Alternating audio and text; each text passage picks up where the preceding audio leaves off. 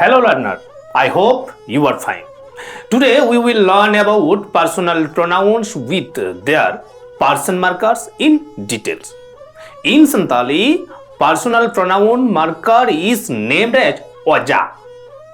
You have seen and read the personal pronoun in the subject form in the previous lesson. Now we will look into the object forms of personal pronouns and how they are agreed upon in the verb. Look at on the screen of pronouns table. First person singular number ing and short form of ing. First person dual number ling, it's exclusive, and lang, it's inclusive. First person plural number le and bo. Second person singular number am and short form of am and me. Second person dual number ben and been. Second person plural number pe. Third person singular number a and we. Third person dual number keen and third person plural number ko. In the table, the form is given with hyphens on both sides. That means these forms are infixed in the verb. Now consider the following examples. Examples of first person in object. Uni inye dalinya means he beats me. Uni alange dallanga means he beats us. Uni alinye dal linya means he beats us. Uni ale dal liya means he beats us. Uni aboy dal bona means he beats us. In the above examples, the underlined forms of the personal pronoun marker oja are infixed in the verb for indicating the object. In the fifth sentence, bona is formed by conjuncting bo plus a. Therefore, an glide sound occurred in between two vowels. Similarly, the second person of indirect object markers are infixed. Consider the following examples. Uni ame dal mia means he beats you. Uni abene dal bena means he beats you. Uni ape dal pia, it also he beats you. In all these three examples, the object is in the second person. That is, me, ben, pe are personal pronoun markers of am, aben, ape respectively. These forms are also inserted in the verb in the form of infix. Now we have three more examples of third person as object. In unin aguyeya means I bring him. In unkinin agu kina means I bring them to. In unkuny agu kuwa means I bring them. In all these examples, the object is in the third person singular number, dual number and plural number. And these are the oja like a, keen, ko of the objects. These forms are inserted in the verb in the form infix like other objects as in the first and second person. In the first sentence, aguyeya is formed by adding a plus a with the verb agu. When two vowels are conjuncted, then a glide sound is occurred.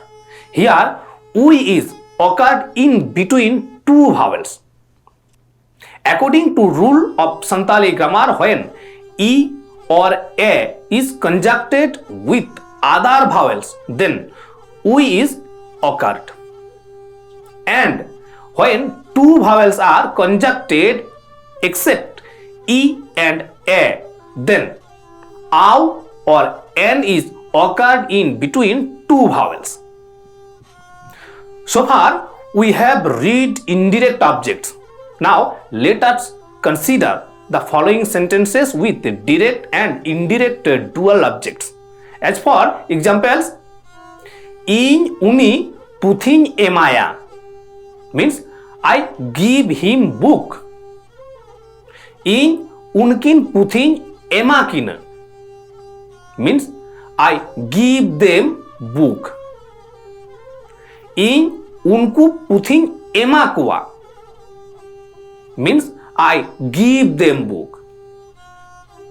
There are two objects in above sentences.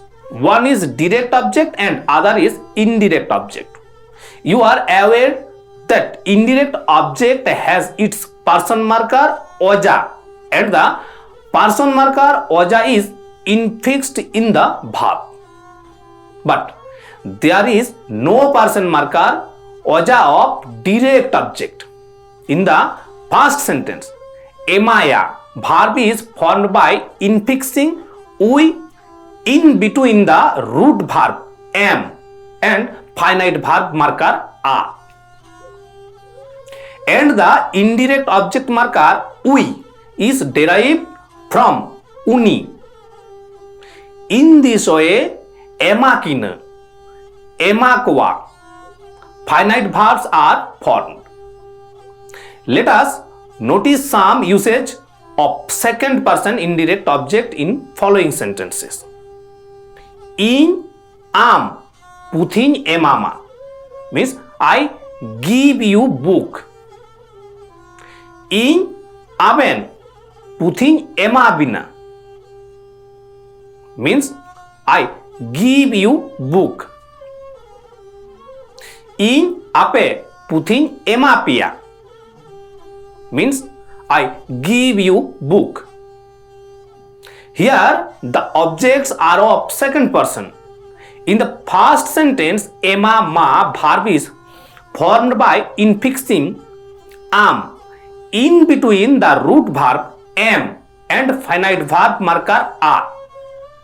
And the object marker am is derived from am. But here a dative marker is infixed between root verb am and person marker am. So the word emama is formed. The dative marker a is used like the verb am means give. Ajo means feed. Dul means pour, etc. In this way, emabina, emapia, finite verbs are formed. Now we notice some usage of third person indirect object in following sentences. Uni in puthi emanya means he gives me book. Uni aling puthi emalinya means he gives us book. Uni ale puthi emalia means he gives us book. In this set of examples, the first three sentences are having the object in the first person singular number, dual number and plural number. In all these examples, there are two objects. One is the direct object puthi and first person singular number, dual number and plural number are the indirect objects.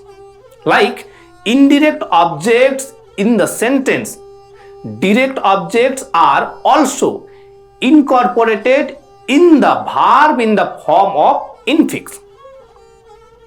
Difference between the direct and indirect object is that while the direct is incorporated without any marker, the indirect always takes dative marker a before the short form oja of the pronoun. The forms of the indirect objects will be like this. First person singular number ain, first person dual number aling and alang, first person plural number ale and abo, second person singular number am, second person dual number aben, second person plural number ape, third person singular number I, third person dual number akin, and third person plural number ako. In the table, the form is given with hyphens on both sides. In the examples also, the underlined forms are the indirect objects. Somewhere the indirect object's marker a is attached to the pronoun directly, like ain and I. Akin, ako, a is added to the present tense marker. Always remember, the indirect object is always animate, human and non-human. Alright? We have now come to the end of this class, and I hope you are enjoying the process of learning the Santali language. In this lesson, we covered personal pronouns with their person markers and their usage as subjects and as objects in the sentences. Remember one thing, consistency is key. So keep practicing regularly to strengthen your understanding.